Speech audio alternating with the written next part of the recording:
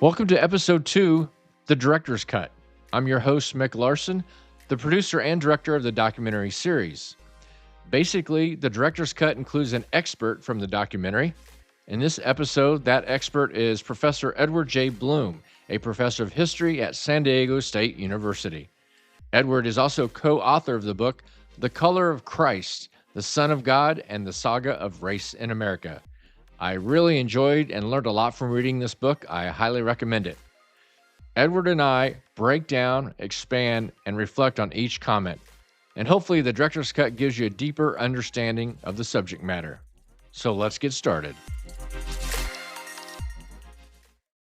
Well, this is the third time I've had the opportunity to sit down with you, and your expertise on American history is greatly appreciated.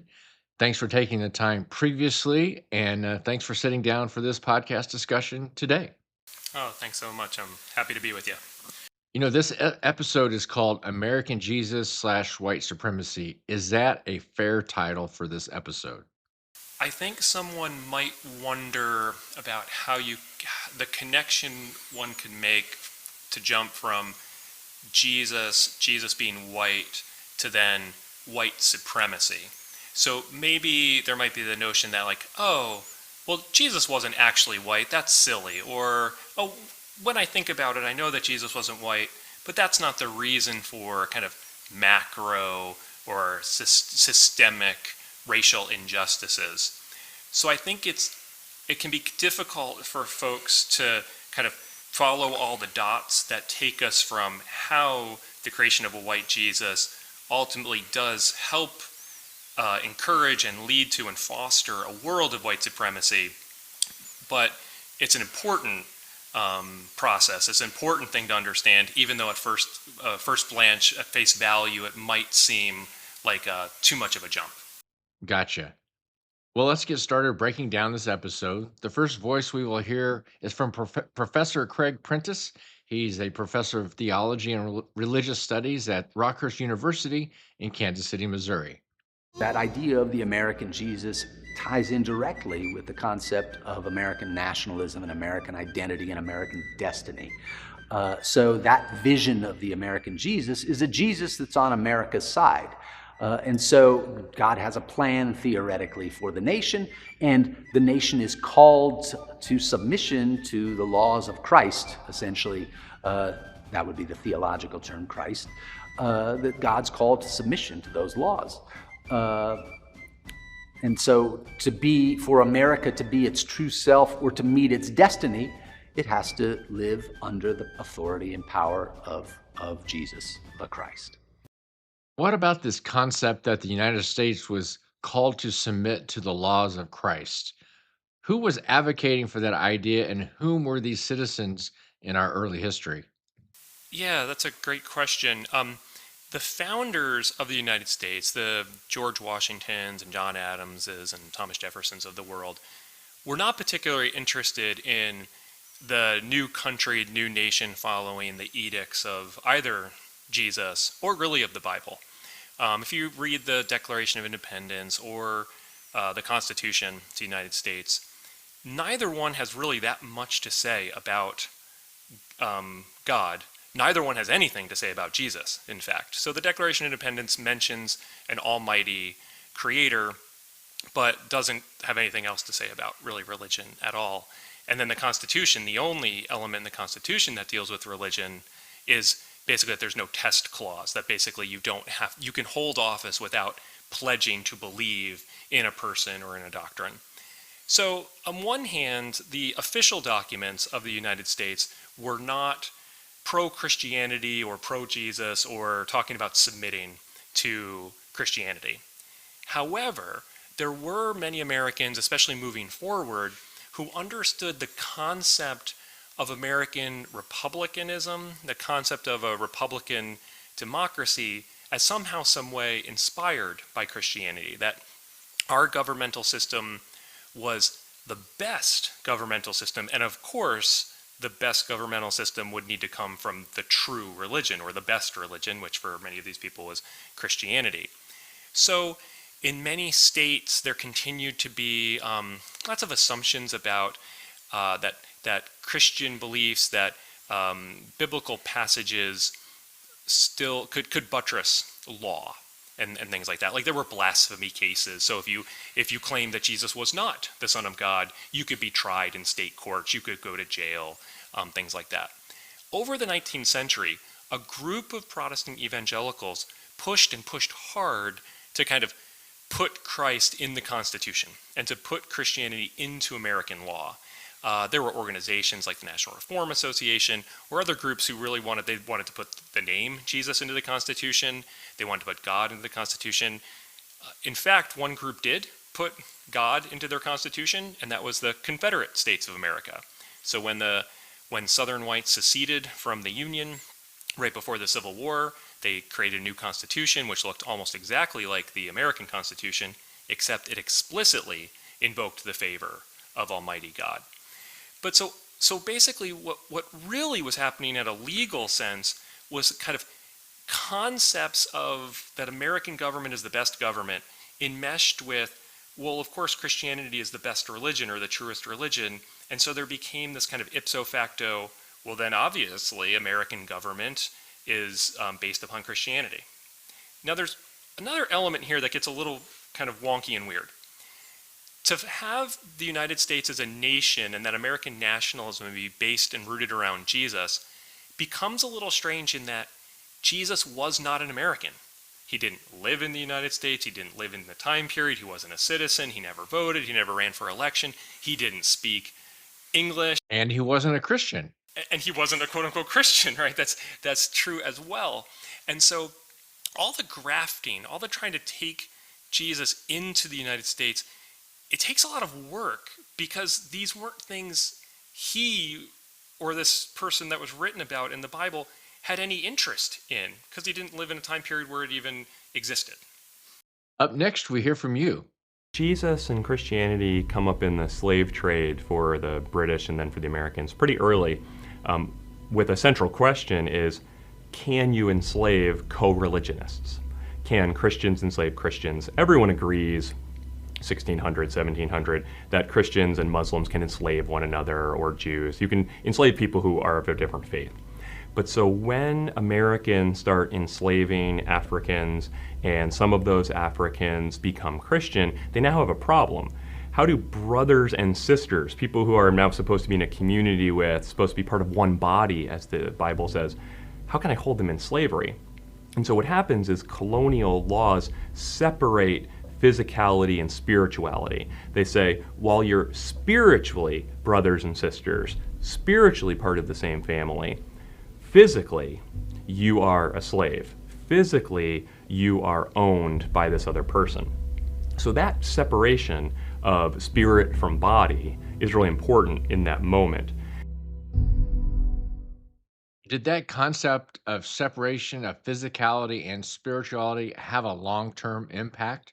Yeah, it had a huge impact. On one hand, it allowed for Americans to pass laws that were focused on the material, focused on the physical, focused on what they believed was realistically possible, rather than what they might believe.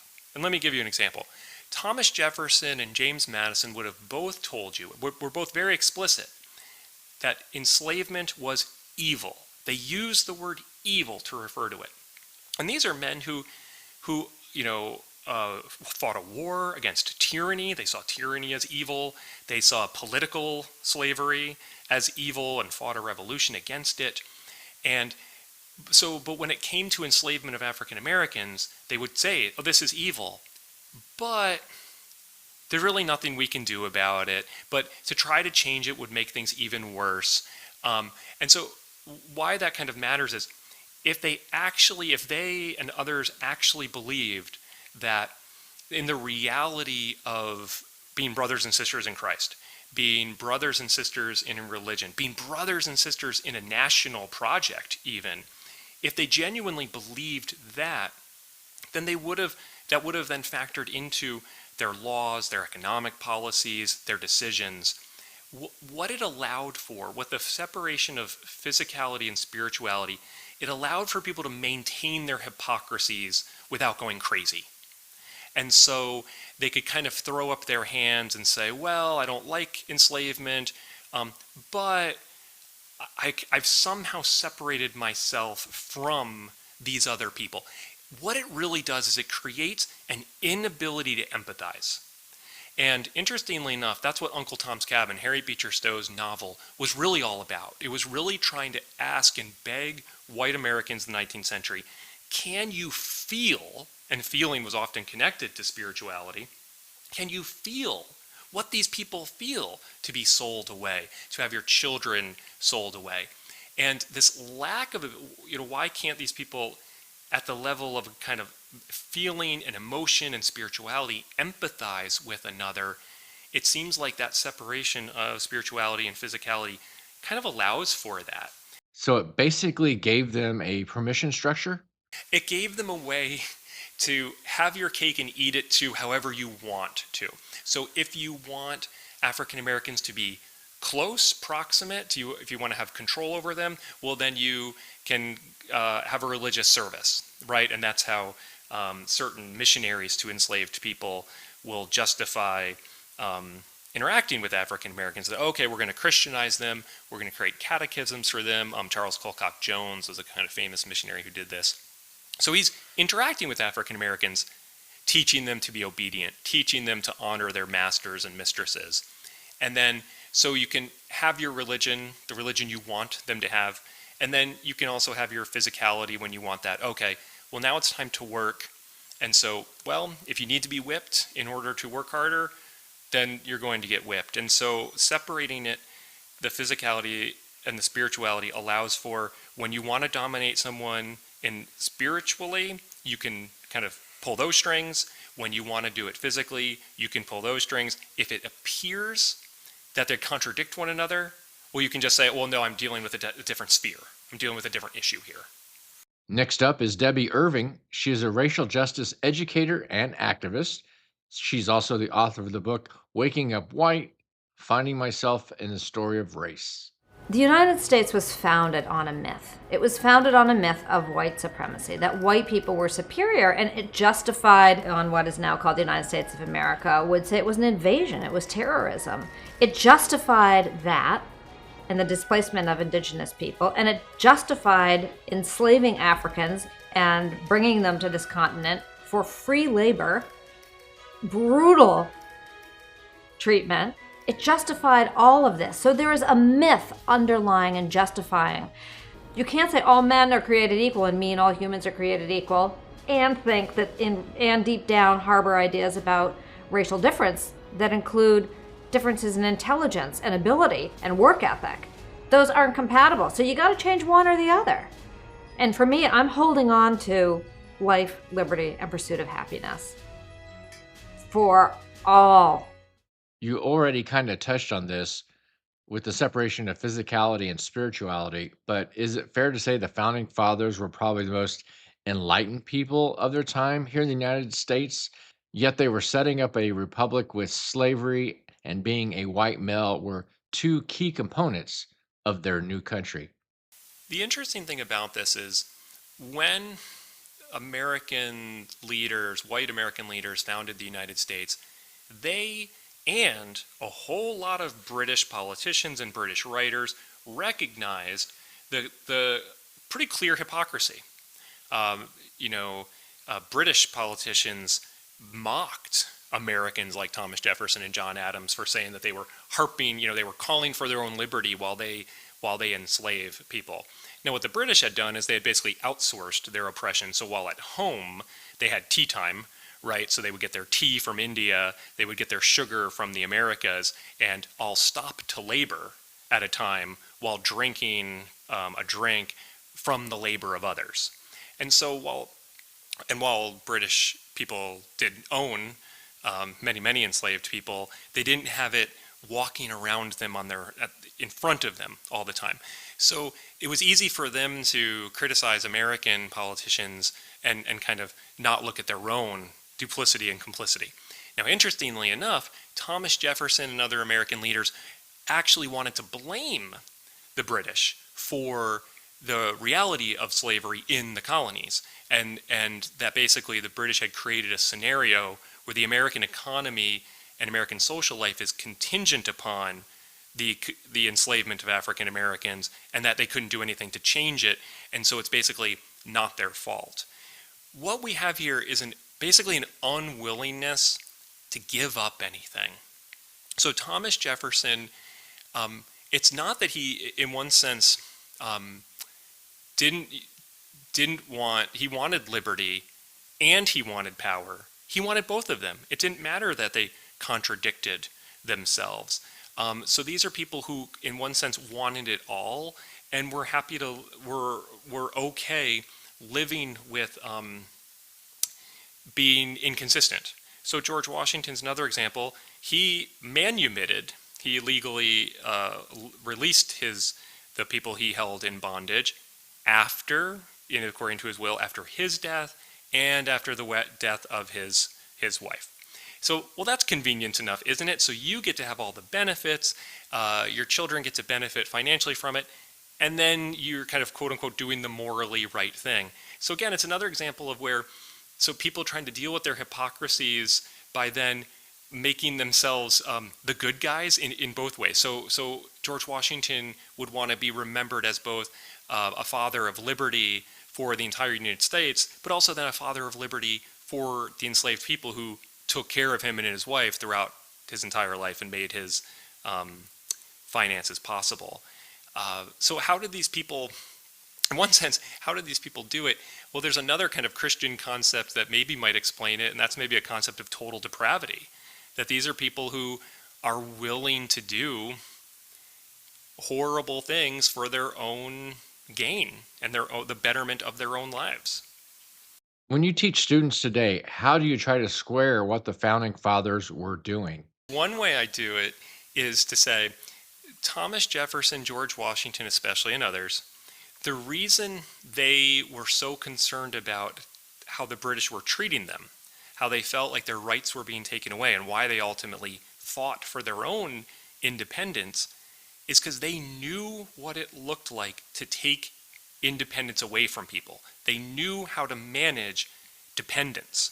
So when the British try to stop where Americans can move, when the British try to hinder what they can spend their money on, Thomas Jefferson knows what that looks like. And so he will not basically be treated the way he treats others. So the example sometimes I might jump to is where, well, how do people present themselves one way while acting in another way? Is I ask them if they watch television commercials, and if they see them, who makes the most pro-environment commercials, at least to my knowledge. Automotive companies make by far the most pro-environment commercials. Well, it seems to me that automotive companies have done a great deal that maybe hasn't helped the environment, but so here they are presenting themselves as like the saviors of the environment, when it is that kind of like a misdirection, right? Because these are people who know, well, you know what? They know what cutting down lots of trees actually does to the environment. So, okay, here we are, we're going to plant some trees. And I'm not trying to impugn the auto industry. Oil companies have the same kind of marketing stuff. Yes, oil companies, that'd be another example of how you misdirect. So if you're a person who holds back liberty from others, you claim to champion, that you are the main spokesman for liberty. Next, we hear from Dr. James Sasita. He is the director of the Multicultural Center at Cal State Long Beach. He's also the author of the book, Buddha's Tooth. Again, starting with genocide and slavery, where's the word equal in that? And the Declaration, well, it was for white men they were declaring. It wasn't for women, no matter their color, no matter their wealth. It wasn't for indigenous people. It wasn't for enslaved people.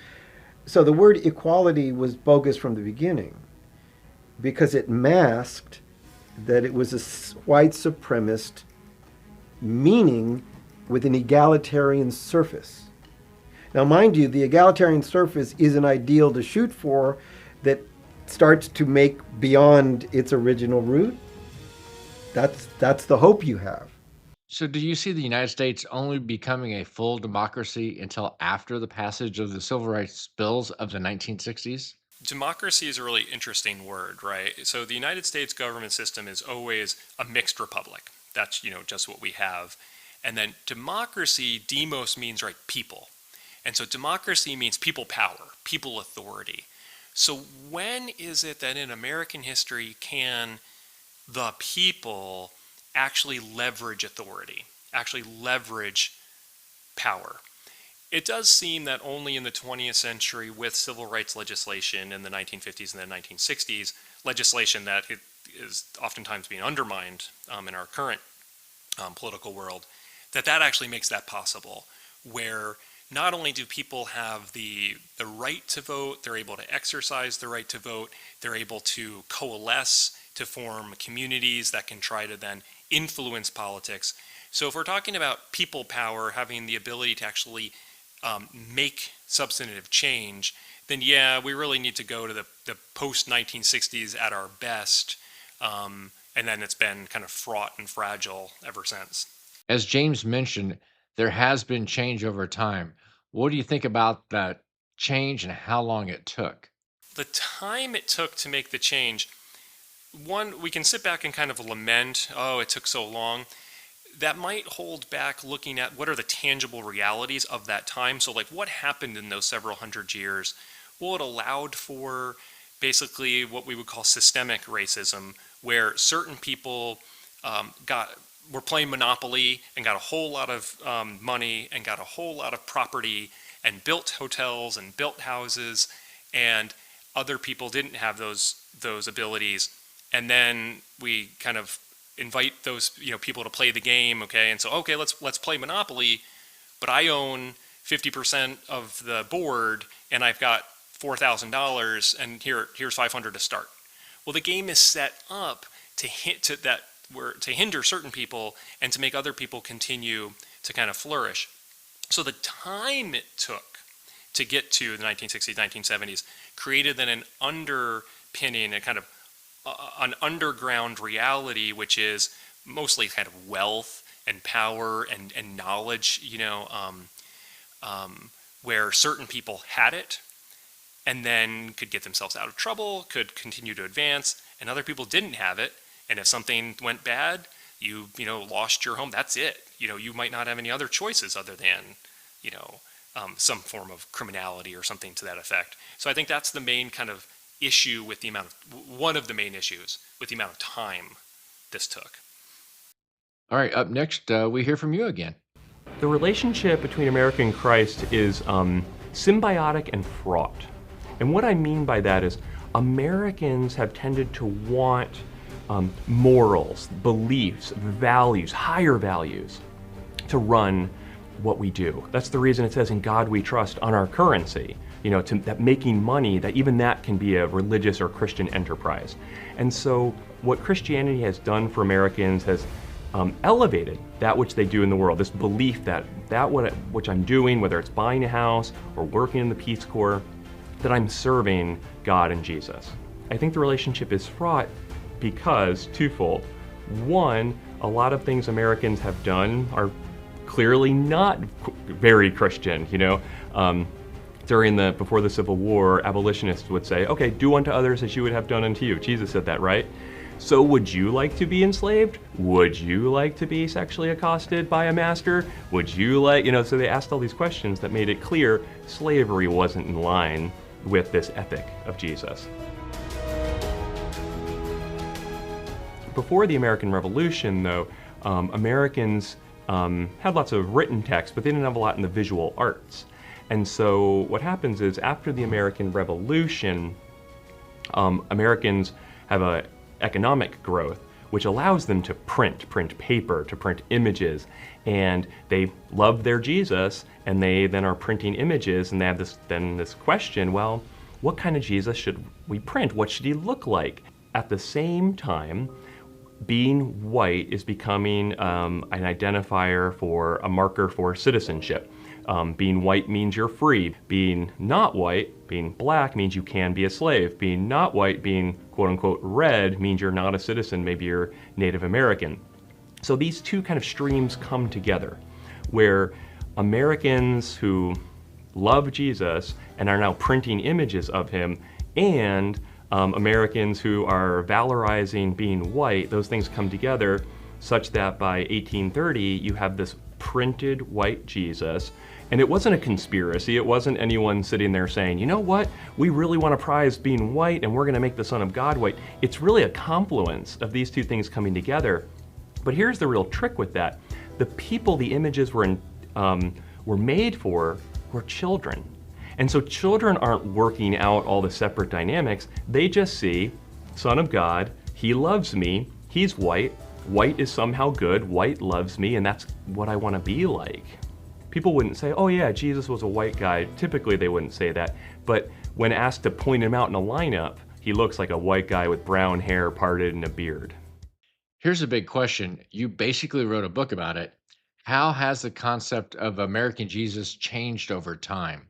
Following that moment, so in the 1830s, you have the kind of creation of a white Jesus for American nationalism. And then that continues to rise as a kind of white supremacist power continues to rise into the 19th century, the end of the 19th century. The white Jesus becomes a tool, of kind of anti-immigrant tool against Southern and Eastern Europeans. So Jesus then gets blue eyes in the early 20th century to not have the kind of brown eyes of what these European immigrants might have. And then in the Great Depression, during the New Negro movement and the Harlem Renaissance, and then during the Civil Rights movement, the white Jesus becomes a main attacking point for civil rights organizations, where it becomes a kind of symbol of, hey, look, this is everything that's wrong with American society, that you even whitewash Jesus, a person who, was willing to die for love of friends and for love of the oppressed. So on one hand, this white Jesus becomes a great foil, great attacking point for civil rights organizations, and the darkening of Jesus, the recognition of Jesus being either brown or black or just darker than white, becomes a pride point for non-white peoples. And then when we get into the late 20th century, we kind of have the beginning of American, just the dichotomy, the kind of polarization of American society, where you kind of silo yourself. So white evangelicals will go to church with one another, they'll have a white Jesus image, and won't even know of discussions of black Jesuses that are happening in liberation theologies that are in African American communities or Native American communities. And then you have this kind of continued siloed effect, where one group is saying, well, yeah, of course Jesus isn't white, and another group is rolling along with images of white Jesuses and not even thinking of that as an issue or as a problem. I do want to say that, interesting to me, one of the analogs here, where I talked about how the children as the marketplace for these white images, these images of Jesus, that they're trying to get American children to be a certain way, basically to be good Christian kids who then will vote, will be good people who will vote the right way, will govern the right way. It makes me think about, there's all this attention in our contemporary world, right, to algorithms and the ways in which images and image-based media is influencing children, and how even whether it's TikTok or whether it's Meta's Instagram, about like who's pulling the strings on this, how is this information being used, whether it's for political destabilization or body type and body image. And so today we're paying all this, or American politicians, American society is trying to pay all this attention to the power of imagery and what it can do to our bodies and our sense of ourselves and our sense of the world. And there weren't as many people in the 1830s doing that work. There was one guy, a guy named William Apes, who was a Native American, who actually wrote that all of these images of white Jesus, that they're just completely false and untrue. And what they do is they teach people to think positively of whiteness and badly of non-whiteness. And so he kind of like pointed out the algorithm problem at the time. Just hardly anybody paid attention. We are recording this during the 2024 presidential campaign. Christian nationalism is a part of the election on the right. Is the American Jesus embedded in Christian nationalism? Right. So Christian nationalism has really kind of risen over the last couple of years, to me, almost out of nowhere. But what it really comes from are these siloed communities, oftentimes homeschool communities, church organizations that are in one sense basically anti-woke. It's a kind of anti-woke movement where they're trying to say, we want to, if we're going to make America great again, we're going to make America Christian again. We're going to recognize the Christianity of the country, and we're going to do it explicitly.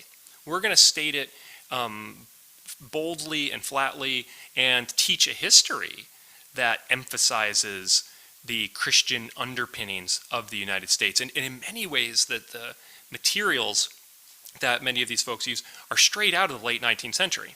They're straight out of the 1880s, 1890s, they'll read a document from someone who talks about, the Christianity of the United States, and not realize that that same person they're reading justified racial segregation, or also then had a court opinion where they said, interracial marriage is, horrifying in the eyes of God, and that women should be imprisoned for life if they try to marry across racial lines. And so there's this kind of the emphasis on Christian nationalism and Christian nationalism of American history turns a real blind eye, tries to pay as little attention as possible to the racial realities and racial dynamics and gendered dynamics of this history.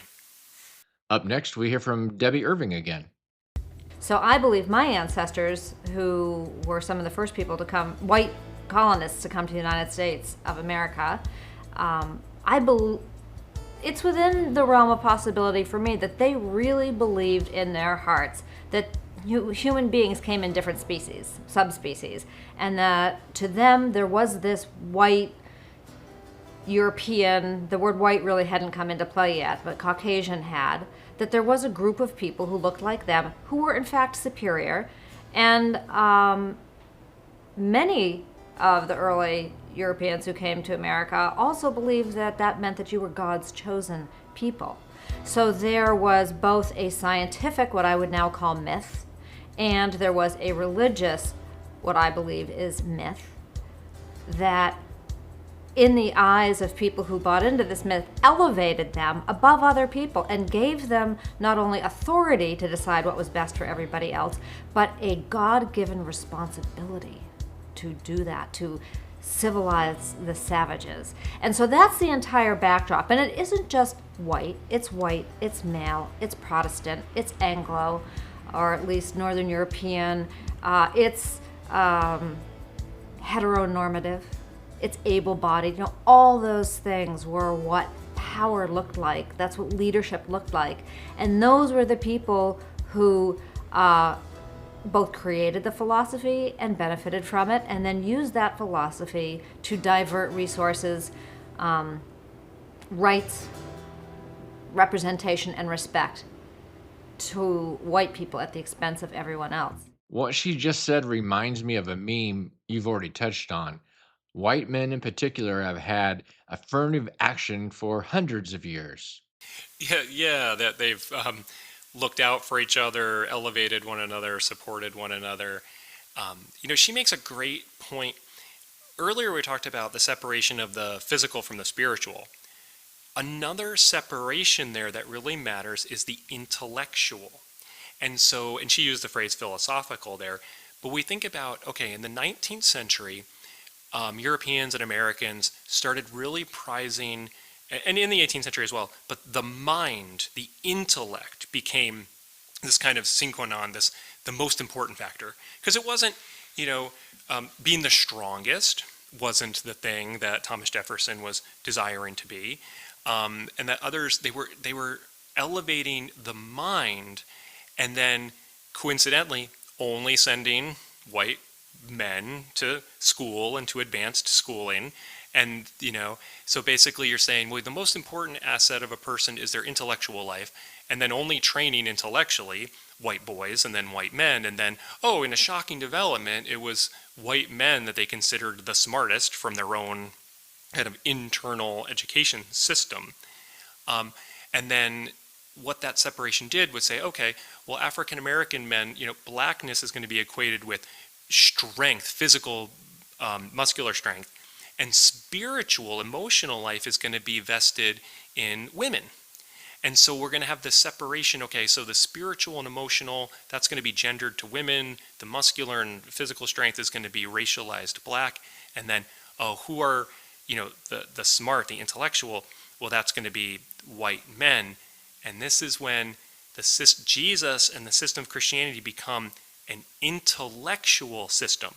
Thomas Jefferson considered Jesus a philosopher primarily, and that's partly he didn't consider him spiritually. He didn't think about what he physically went through, whether being crucified, but it was his life of the mind, and that's how, in one sense, Christianity, as the underpinning of a democratic system, as a political philosophy, becomes kind of elevated. And then, look, who are the smartest philosophical people we have?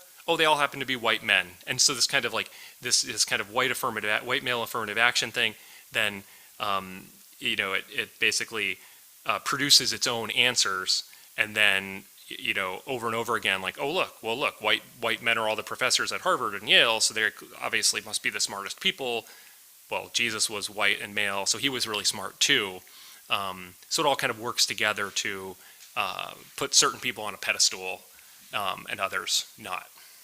So you remind me of something that is a tad off topic, but since you're a Civil War expert, I'll bring it up. I've always said there will be a black male president before there would be a female president, based on the fact that black men had the right to vote 50 years before women. And in post-Civil War, when they were debating voting rights, I find it strange that a white man would prefer to give a stranger, a black male that he might even think less than, the right to vote over his wife or his daughters. Seems like a strange place to be in, an indicator to me that misogyny is stronger than racism. Yeah, and that's where, folks like Elizabeth Cady Stanton and Susan Anthony really looked at what was happening after the Civil War and kind of threw their hands up in the air. And they didn't understand why one class of people who had been treated as dependents were getting independence. These are African American men getting the right to vote when they had participated in the abolitionist struggle, had written political treatises, and they were flummoxed. Why are we being left out? Well, at the time, one of the main reasons was, African American men had participated in the military, and they had militarily, physically won, in one sense, their political rights. Well, women weren't given that opportunity. And so when you set up a game where certain people can win things and other people aren't even allowed to participate, if you had told Elizabeth Cady Stanton that, okay, if women participate physically in the war, enlist in the fight, would she have done it? I would imagine yes, she would have, and would have encouraged other women to take up arms and to fight if that's what it would have taken. Now, is that, when we look back on that, is that really a reason or a measure of why people should get, quote unquote, the right to vote because they were willing to take up a musket and shoot at other people? That seems like a kind of impoverished reasoning, but that was some of the reasoning, during the Civil War and after it. Sounds like a convenient reason to me. Okay, up next we hear again from Theology and Religious Studies Professor Craig Prentice. Human beings, as a species, are always engaged in this strange little act of power negotiation, where there are these various pecking orders that we're always engaged in. So as we do this and we go about this, we're always appealing to various authorities and various things, and we may appeal to an authority like Abraham Lincoln, or we may appeal to authority like George Washington. But one of the things as a species that we seem to often do is appeal to authorities of unseen things and supernatural powers and the divine.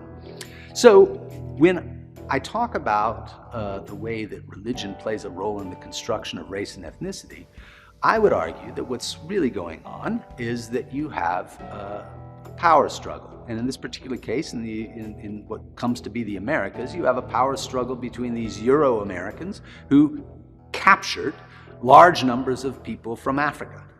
And these African Americans now, brought over to this world in chains, there comes to be rationalizations for why it happens. The simple fact that we are a species that is constantly trying to assert power over things because resources are often limited, and so we want to fight over those resources, and whoever happens to have the guns and the government and the legal system on their side tends to have greater access to those resources. And it's usually not enough to tell people, well, we have it because we have the guns and the government and this to our side. Instead, people like to say, and of course, this was our destiny. It was God's will. So in that sense, you can't imagine really a scenario in which, in a country where the population is largely self-identified Christians for most of its history, you can't really imagine a scenario in which Christianity wouldn't play a role in the preservation and maintenance of that system. Do you see in this respect what he just mentioned, that Christianity as a religious factor in the founding of our country, or more about power in founding this country? Yeah, I think as I hear Professor Prentice's statements there, I think what I'm really drawn to is the notion of civil societies. Okay, so all of these people had read John Locke, and they'd all read about this thing called the state of nature. The state of nature is where there's total freedom. People theoretically could do whatever they wanted.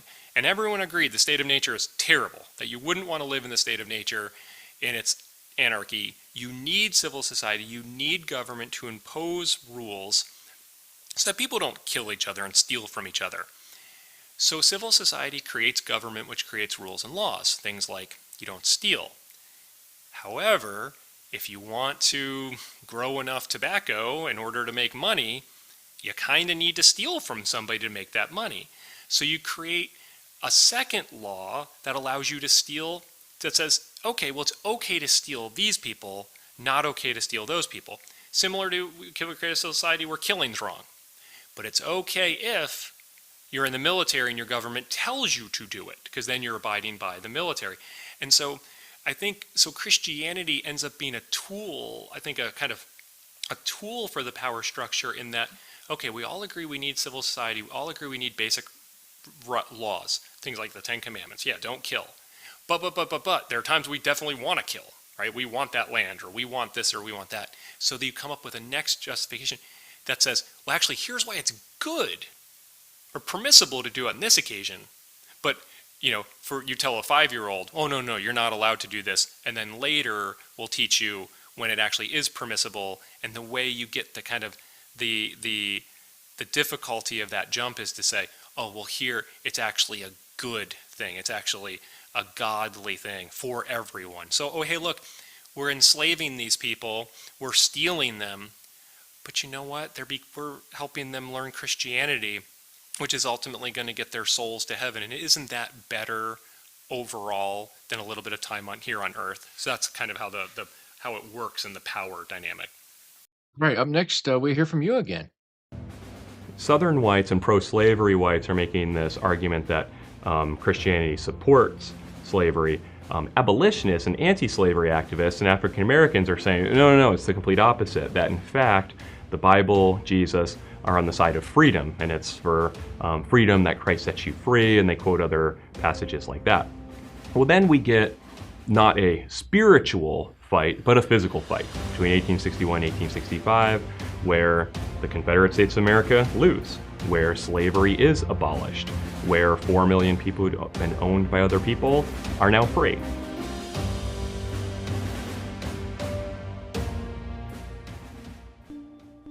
So after the Civil War and the decades following, there's a whole bunch of different ways Jesus starts functioning in the South. One way is we see massive church segregation and church separation, where African Americans who are given some freedoms, but not a whole lot, one of the freedoms they definitely grab onto is the freedom to have their own churches.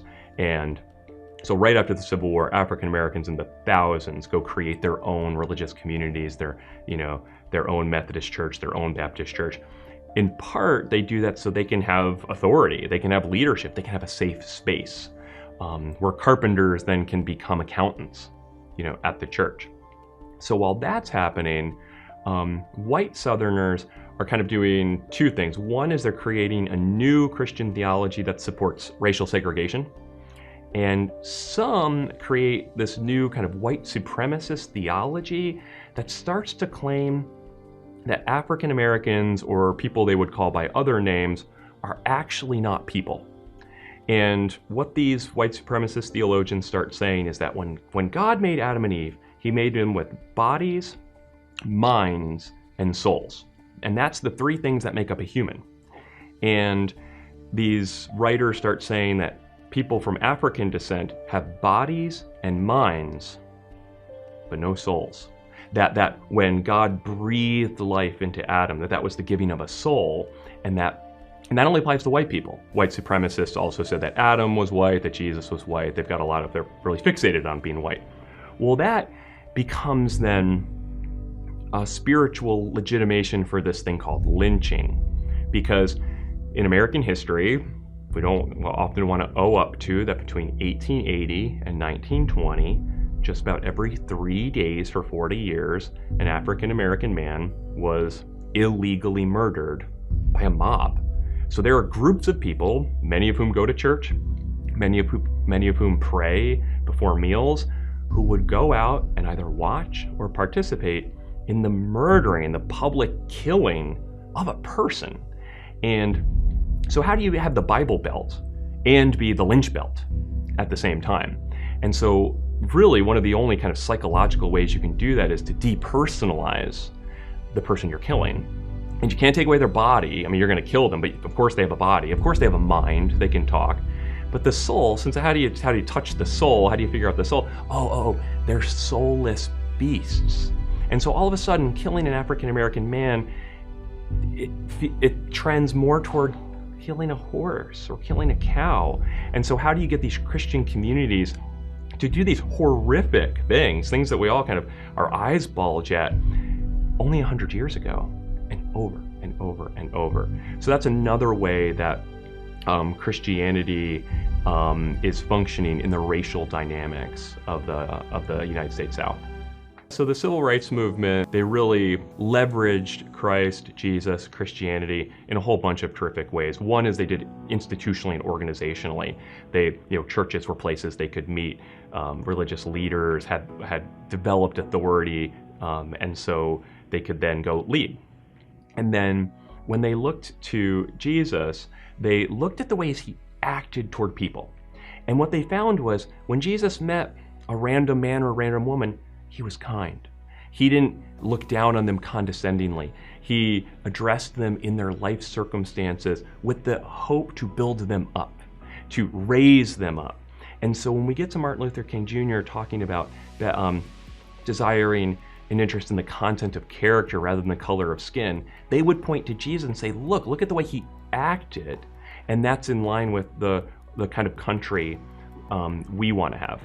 Based on everything you laid out there, which is not very positive, are you amazed or surprised that we've had a black president for 8 years and possibly a woman of color as our next president?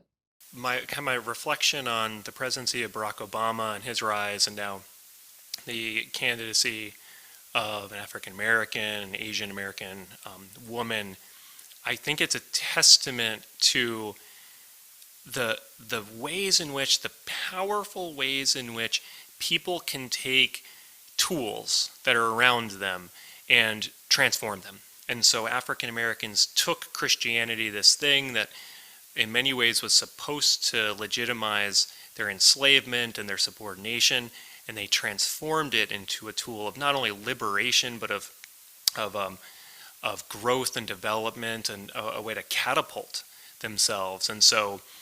And I think there's an energy there around that religious transformation, that in the making of something new, that in redemption, there's this kind of power that's unleashed. And so, on one hand, I marvel at it. On another hand, it makes sense to me that throughout American history, people from circumstances where we think, wow, how could anything come from this circumstance? And we have the most genius of speeches from a Frederick Douglass, or we have the most brilliance of art from the Harlem Renaissance. And so I think it's in line with that. And I've even been struck by it. I know the presidential election has been transformed with Vice President Harris now being the Democratic frontrunner. But the energy seems to have changed dramatically, whether it's even just listening to her or listening to, following kind of people who are supporting her, that there's a difference of tone, there's a difference of in what's a spirit underpinning it. And I don't mean that to take anything away from President Biden. I just wonder if there's something about the history of these faith communities and the power of religion and Christianity that put on their shoulders people like a Barack Obama or Vice President Harris. Everyone I've talked to about the change to Harris at the top of the ticket, people are talking about the feeling, the energy, and the vibe shift. Yeah, and maybe if we think organically, if we think of what are the roots of these people, the organizations, whether it's Barack Obama coming out of Chicago, where in one sense the political roots and the Christian roots had created communities and societies for people to stand against white supremacy. And now we see these roots, especially there's lots of talks about the empowerment of African American women in this presidential election that's happening. Well, it's African American women who've been in many ways the backbone of African American churches, who were the ones doing the labor and making the photocopies for civil rights organizations and making it possible for the Martin Luther King Jr.'s or the Malcolm X's of the world to be heard. And so when we see Vice President Harris, that we're not seeing her alone. We're seeing these people from the roots. They're the growth, the outgrowth of all these organizations and people and energies. And I think in many ways, lots of us are feeling that. Yeah, she's for sure standing on the shoulders of the women before her. Next up is our last comment from Debbie Irving. Every time there is progress around racial justice, there's a backlash, there's resistance, because it is so uncomfortable for some. And that's because the underlying myth has not been addressed. If I really believed that President Barack Obama was less of a human being, less intelligent, or had all these negative stereotypes that I had been taught and had never questioned, I would be terrified to have that person in charge. So I think that some of the backlash we're seeing is people who, whether they know it or not, have bought deeply into, whether it's conscious or subconscious, have bought deeply into ideas of white superiority and black inferiority, brown inferiority, and all those stereotypes that get attached with it. If that underlying myth isn't deconstructed and challenged, then yeah, I think there are a lot of people who have been afraid, and their fear has been silenced by people like me, who they would see as too progressive, too radical, too politically correct. Two questions she makes me think of. Number one, how do you think we have done as a country to deconstruct the racism Debbie mentioned? Well, I think the underlying racial supremacist concept is what hasn't been really undermined. And here's what I mean by that. Former President Donald Trump can say and can have done horribly immoral things that if a person of color running for office had done, if Barack Obama had done, or if Vice President Harris had done, would have so invalidated, would have so destroyed their political aspirations.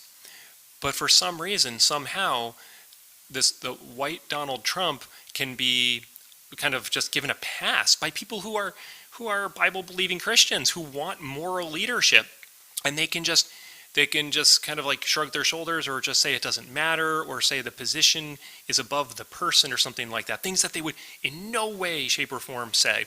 And I could actually make this comparison where oftentimes when I've talked to white Christians about the civil rights movement, they are so quick to point out to me the sexual infidelity of Martin Luther King Jr.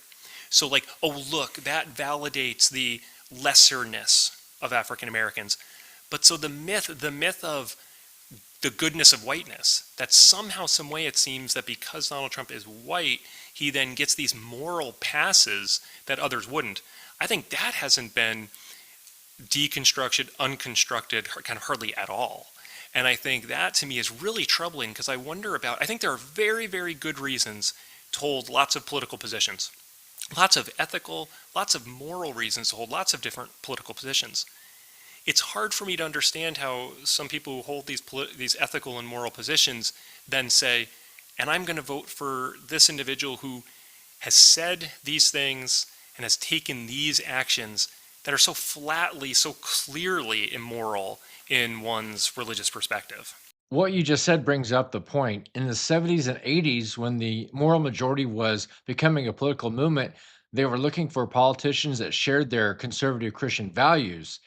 Fast forward to Donald Trump, and I guess Trump has exposed them to be more about political power than conservative Christian values.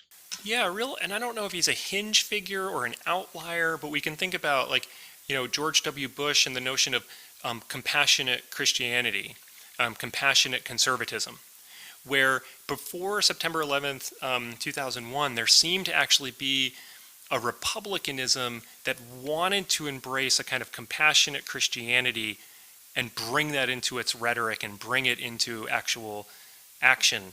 And then I think 9/11 really did transform politics in lots of ways, made things more visceral. Even before President Obama, his campaign, they made things really transformed the tenor, the language of kind of civil society. But I think the war on terror, in many ways, maybe it inspired a different type of fear.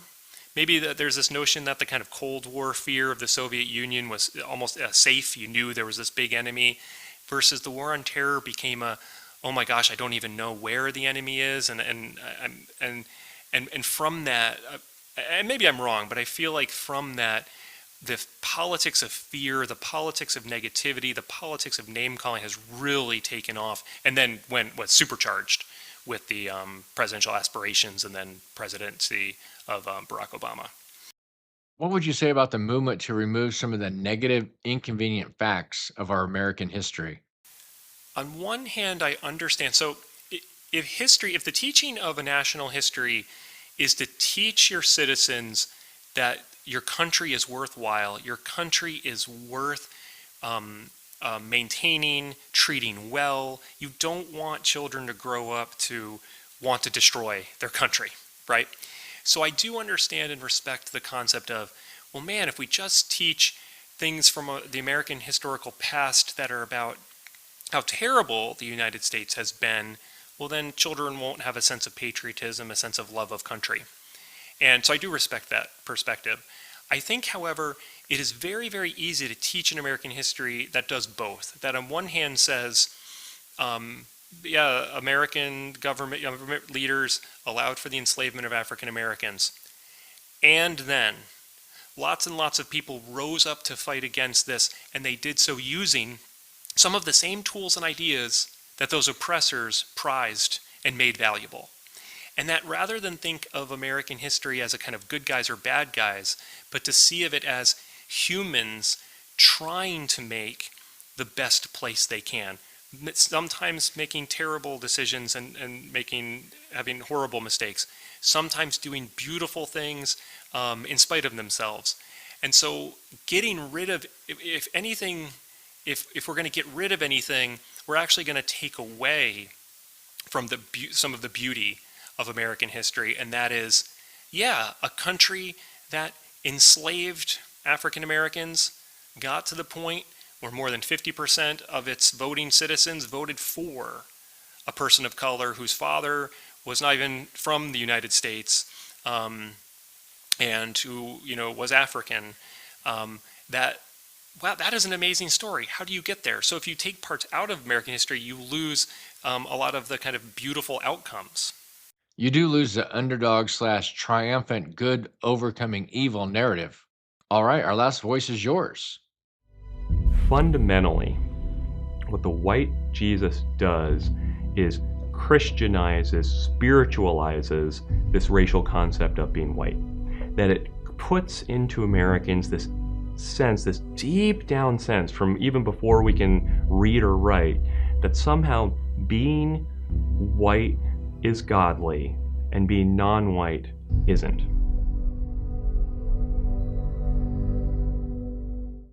So you bring that forward to today. The Democratic Party looks like America. It has the diversity of America. The Republican Party is extremely white. Is that an accident from your historical perspective? Well, I think statistically, you have some realities like, I don't know if the number still holds, but typically the number is 90% of African Americans will vote Democratic. And percentages of whether Latino voters will tend to be in the Democratic Party, and that's not, of course, these things don't hold true everywhere, and there's diversity, there's differences, but it seems like at a macro level, it is the case that Democrats are much more ethnically, racially diverse political party. And the reason for that is that it's a party that wants to have laws that empower people, that empower them to make choices for themselves, to empower people to live their best lives. Now, this runs into, so basically government for positive good, okay? Well, the American government system wasn't actually founded that way. The Constitution was founded to limit government. The American experiment was founded on fears of too much government intervention. And so the people then who want less government intervention, in some stances, might not think they have anything, they're actually saying anything against people of color or diversity, but they actually see it just as a political principle in line with, in some ways, the Constitution. So conservatives who want less government intervention, libertarians in one sense, who want it to be more in line with the original Constitution, they might not see it as anti-diversity, but functionally the outcome of it is hindering diversity because of systemic inequalities from the past. So now the whole Make America Great Again, the whole kind of nostalgia for the past, what it seems like Republicans want is these kind of falsified, these beliefs that wasn't America great in the 1980s when you had Ronald Reagan, this kind of theatrical president who could speak beautifully. Well, America in the 80s was great for some people, and it was really horrible for lots of other people. And wasn't America great in the 1950s when you could watch Leave It to Beaver on television and look the wholesome suburban family? And while that's true for some people who living at those times, the 1950s was a horrible time if you wanted to be, a person who wasn't heterosexual. You had to hide. You feared of getting killed or beaten up, and things of that nature. So the nostalgia that kind of Republicans have is for a history that they don't realize is so pro-white Americans and so hateful and hurtful toward non-white Americans. And they don't realize it, though, because it wasn't them. They weren't the people who were getting arrested for, drug possession and getting really long prison stays in the 1980s because of race, or getting, beat up and left to die in the streets because of their sexual choices and orientations. And so I think the issue of the Democratic Party is more open to diversity, more encouraging of diversity, is accurate. And I think Republicans, it's more a lack of willing to recognize that one's experience wasn't everyone's experience. Well, Edward, thank you for all your thoughtful and expert comments today. And I also want to thank you for the contribution you made to the documentary. It's been a real pleasure getting to meet you. And I can't thank you enough for your willingness to share your knowledge with me and the listeners of this podcast. So thank you. That's great. Thanks so much. Had a great time.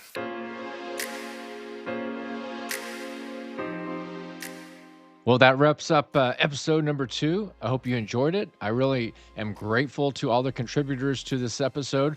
They are also thoughtful, well-researched, and spot on with all their comments. I can't tell you how much of an honor it was to sit down with each and every one of them. ask them questions, and be blown away with their insights. And I hope you feel a little bit of that as well. Thanks for listening, and I'll see you in episode 3, another piece of great history, the when and why Christians split into liberal and conservative Christians. Thanks, and take care.